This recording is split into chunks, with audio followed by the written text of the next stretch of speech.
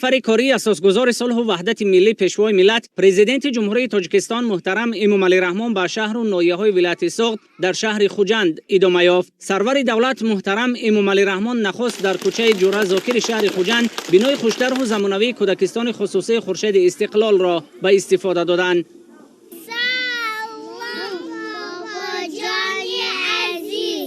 بابا جان نقص ما، بابا جان ببها تفتم بحر ما باخته ای بسازه با این جامعه بل کمال خورم شاد بملا بکردگیستان ما بخورشید استقلال خوش آمده بابا جان خوش آمده جلو جان.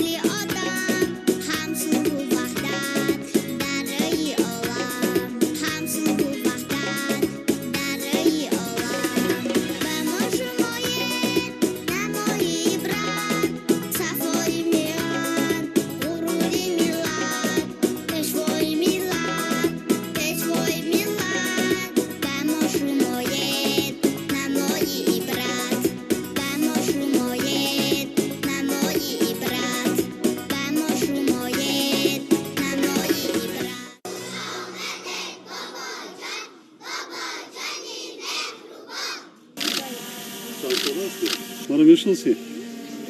کی؟ بابا جان. بابا جان. نامم چی؟ نامم چی؟ بابا جان. بابا امومالی ها؟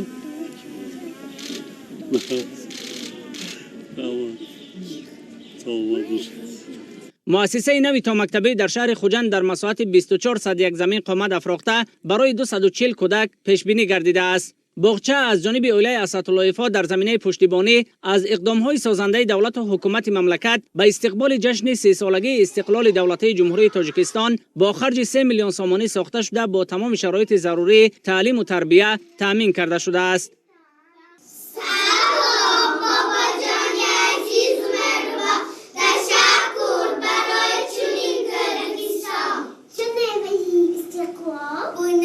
Toҷикистон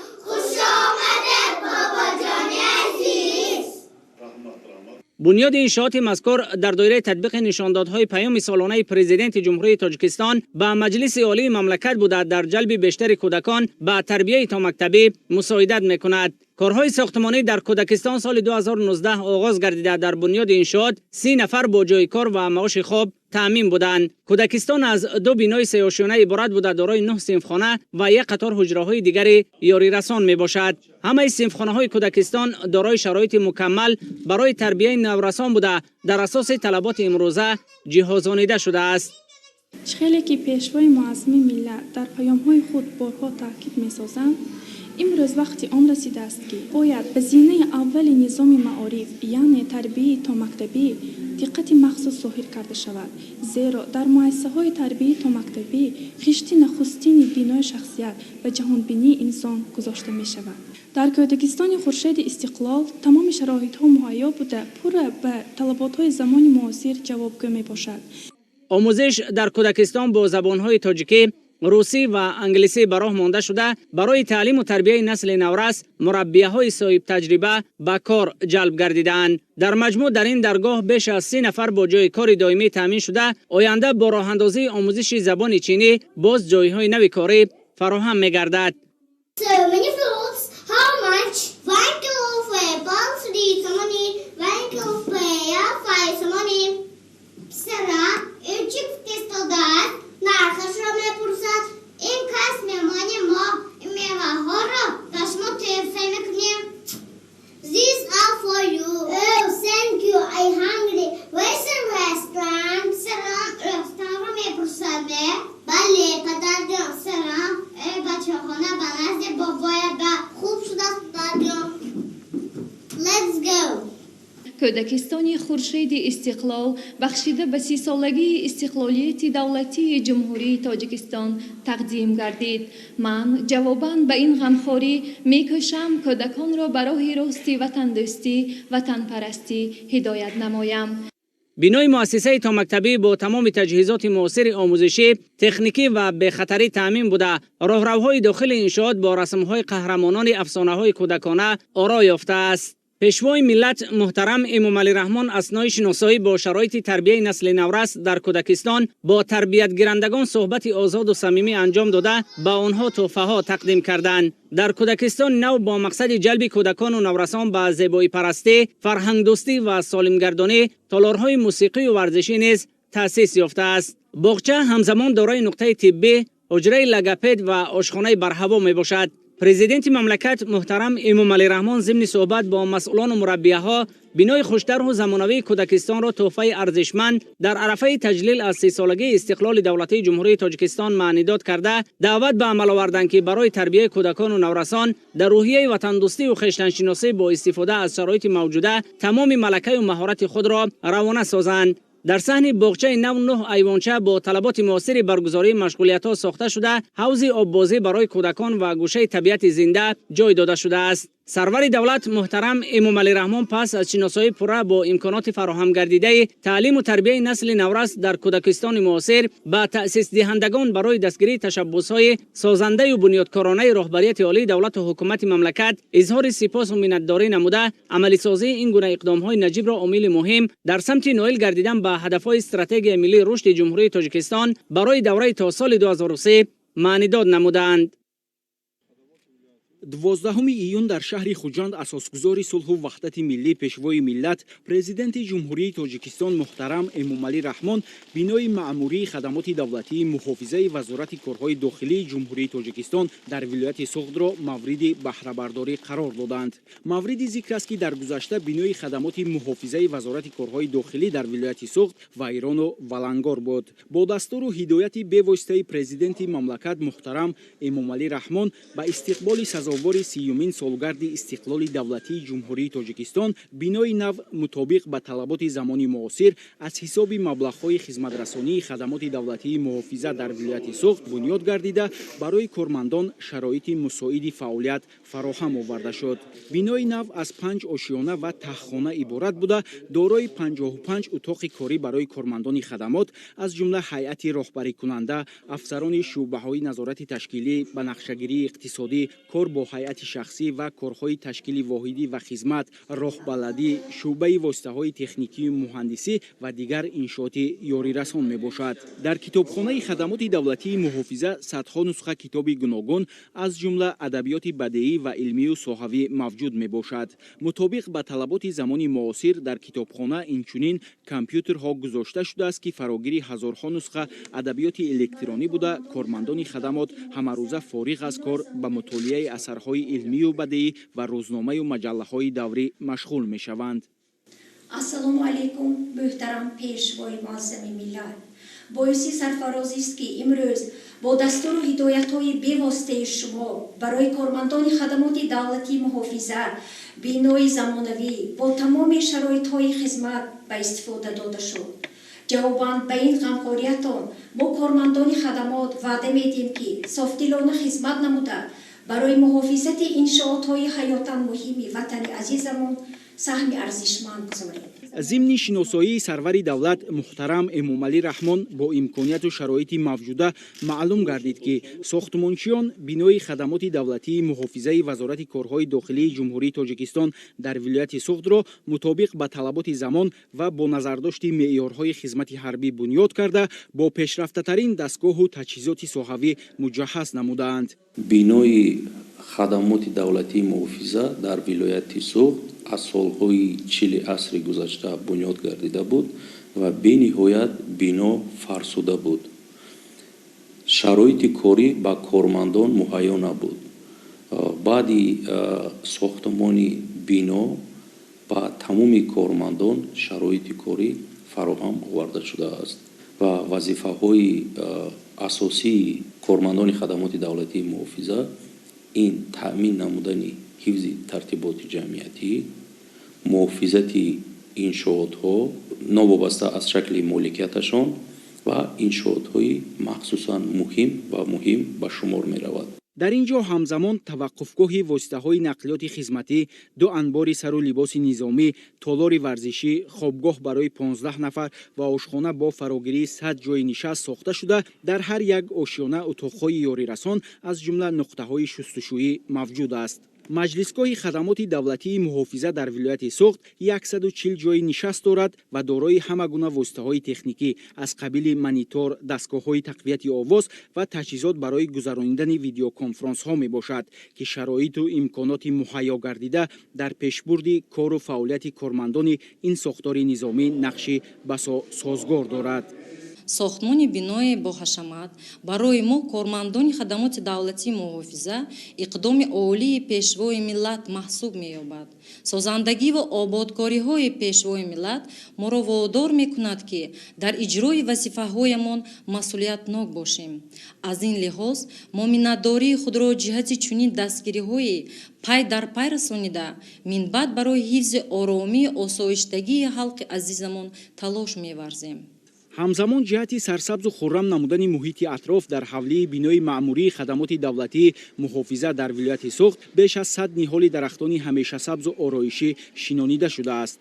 дар ин баробар аз ҳисоби маблағҳои хизматрасонии хадамоти мазкур, таъмири роҳи мошингарди кӯчаи Мақсудҷон Тамбурии шаҳри Хуҷанд низ дар масоҳати 2000 метри мураббаъ амалӣ гардид, ки дар гузашта ҳолати ногувор дошт. пешвои миллат муҳтарам Эмомали Рахмон ба сифати корҳои сохтмонӣ ва шароити мавҷудаи иншоот баҳои баланд дода, кормандони хадамоти давлатии муҳофизаи вазорати корҳои дохилии ҷумҳурии Тоҷикистон дар вилояти Сугдро ба истифодаи самараноки имконият ва хизмати содиқона ба халқу ватан ҳидоят намуданд.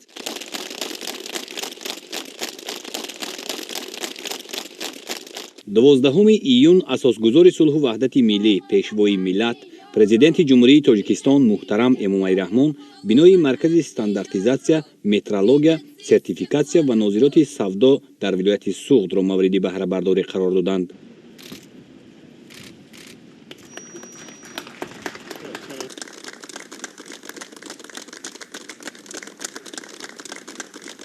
бинои нав дар маҳаллаи Темурмалики шаҳри Хуҷанд ба таври замонавӣ бунёд гардида, аз 5 ошёна бо таххона иборат мебошад.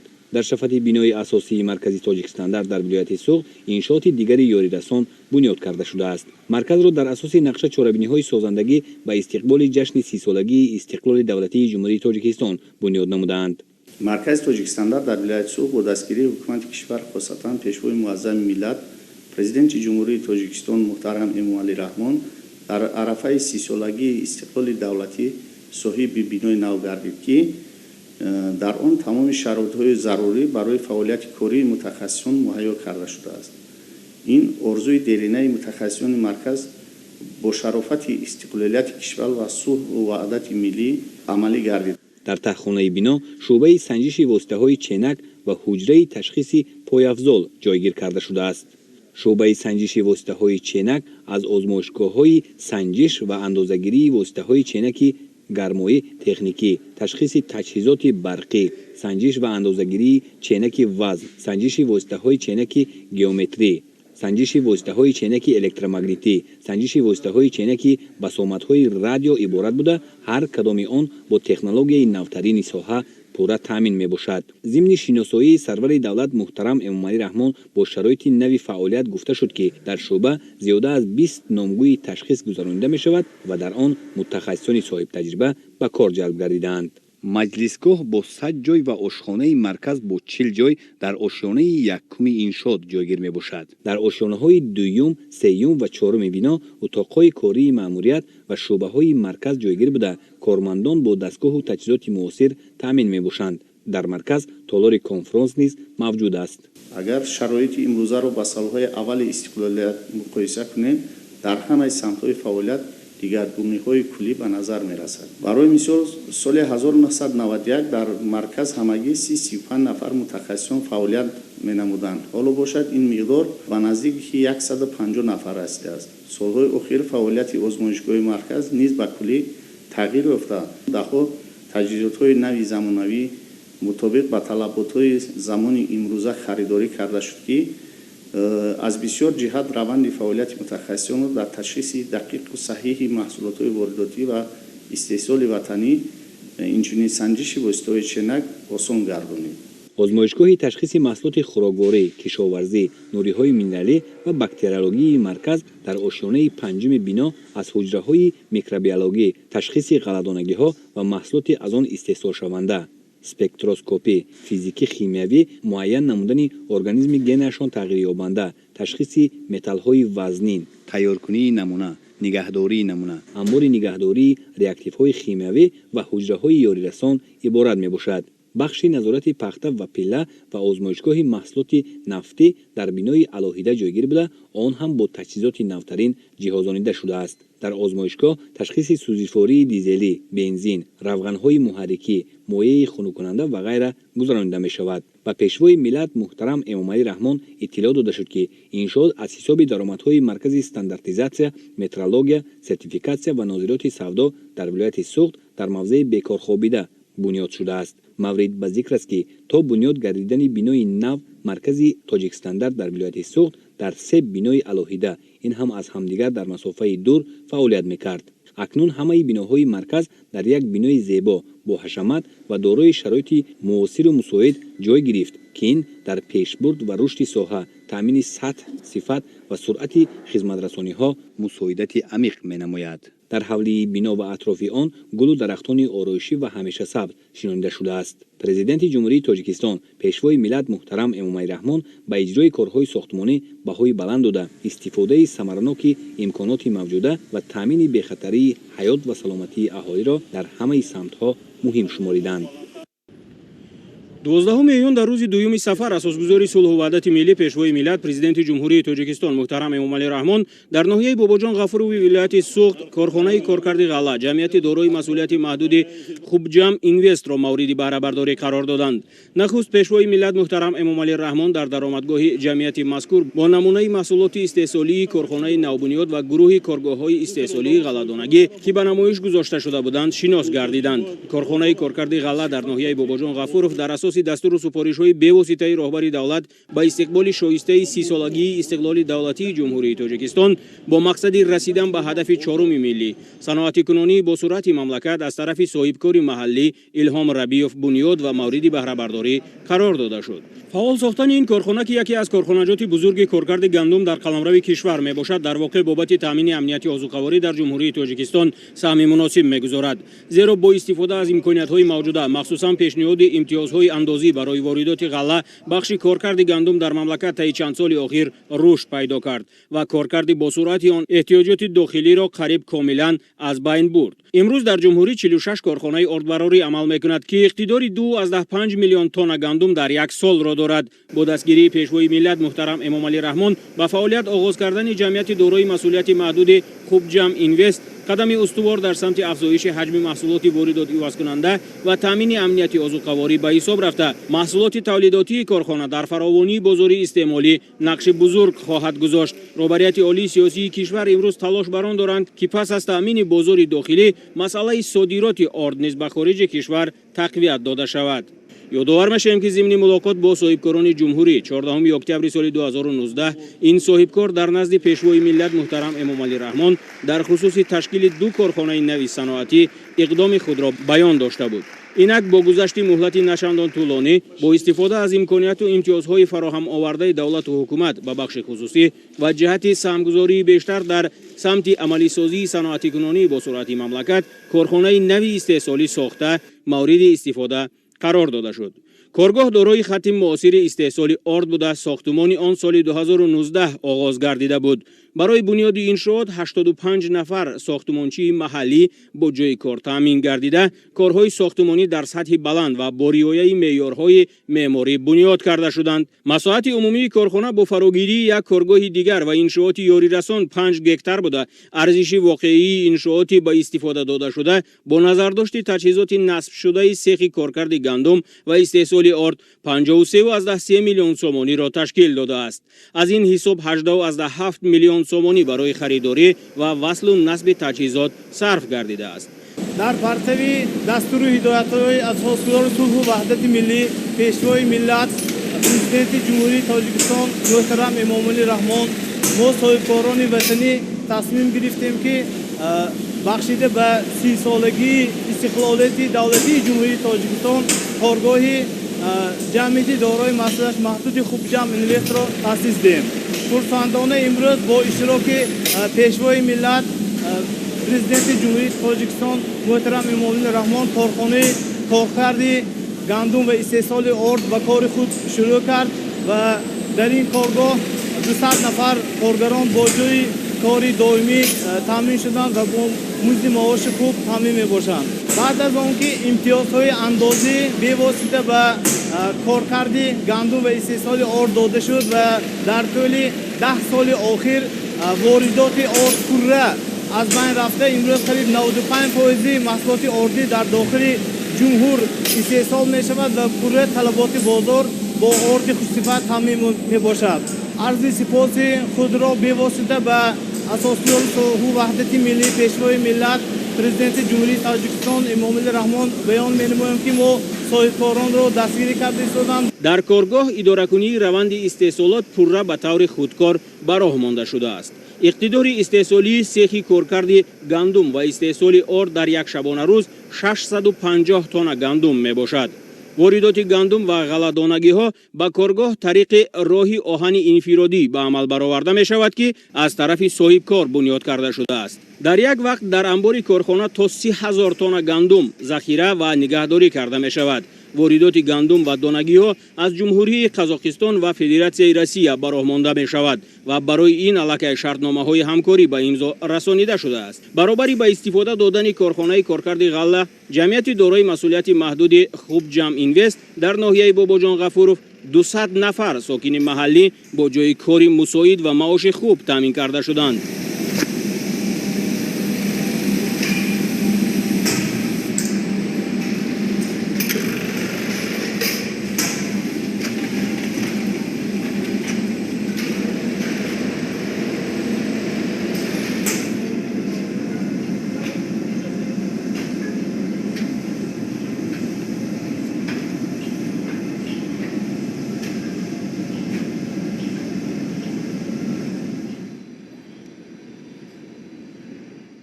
равандҳои технологии коркарди гандум аз чунин этапҳо иборат аст.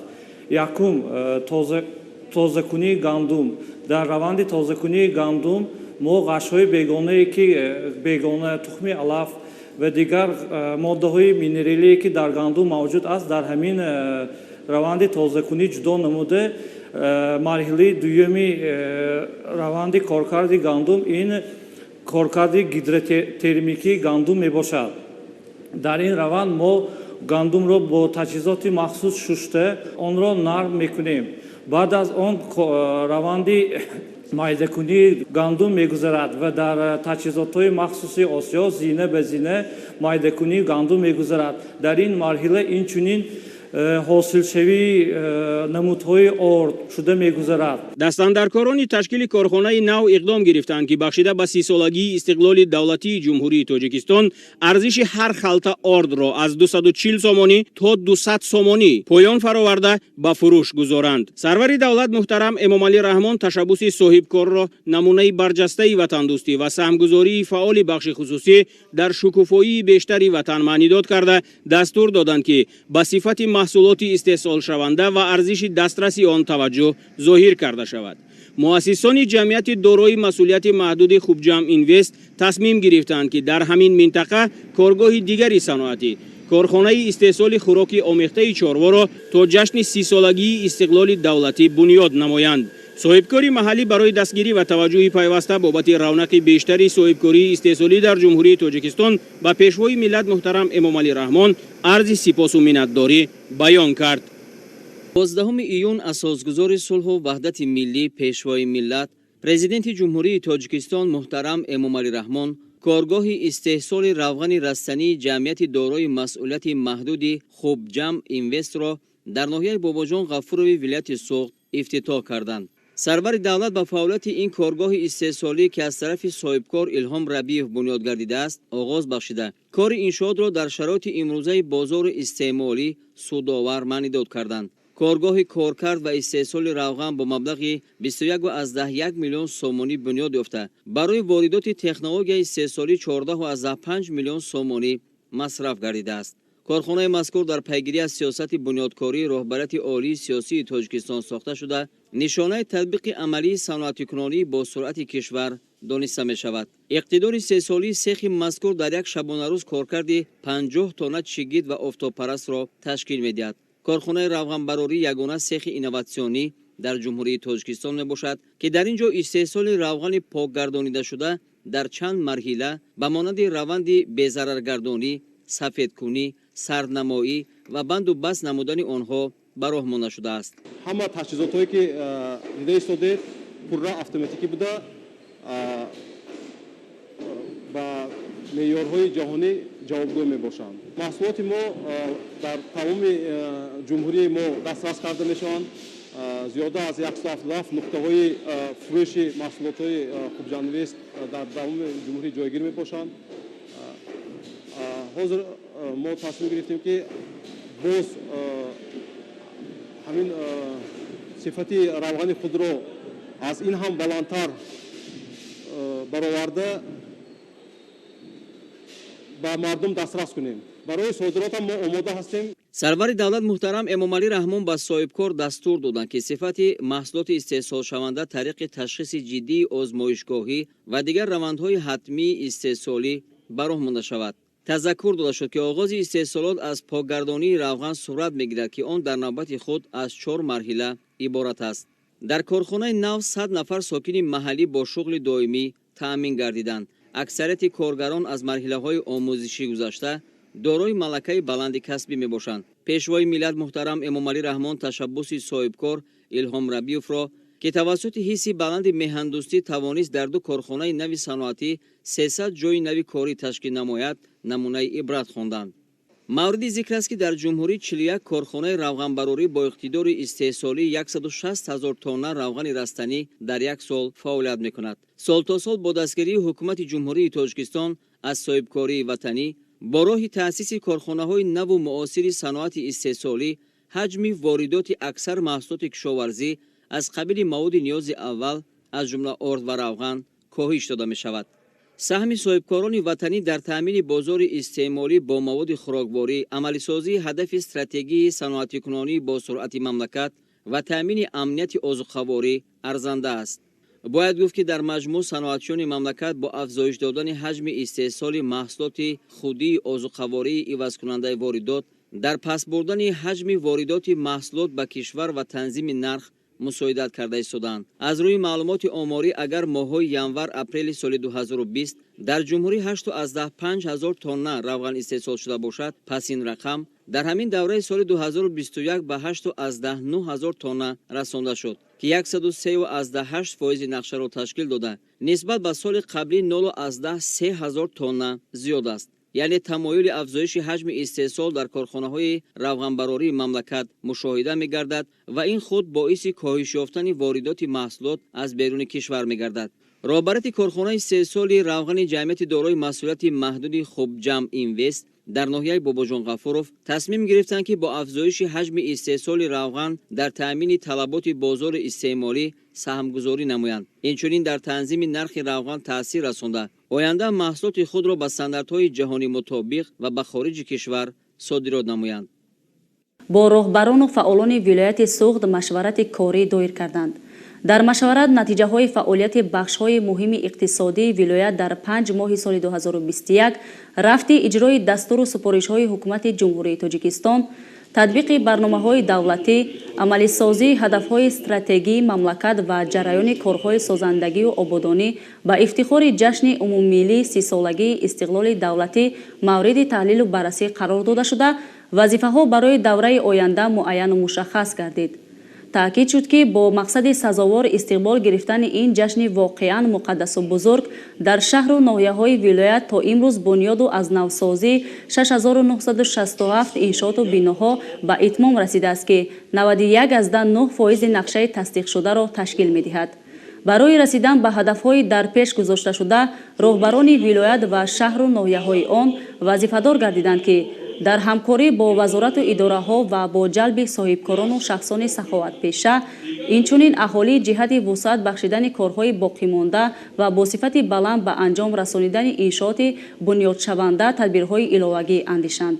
سرور دولت محترم امомали رحمون برای رسیدن به هدف‌های معین نموده حکومت مملکت با راهبران ولایت و شهر و ناحیه‌ها سپارش دادند که با جلب هرچی بیشتر سرمایه مستقیم وطنی و خارجی انفراساختار اجتماعی و استحصالی را بهتر نموده، تشکیل کارگاه و کارخانه‌های نوی صنعتی، بنیاد مجمع‌های صنعتی، اگروصنعتی و تکنوپارک‌های زمانوی را باز هم گسترش دهند.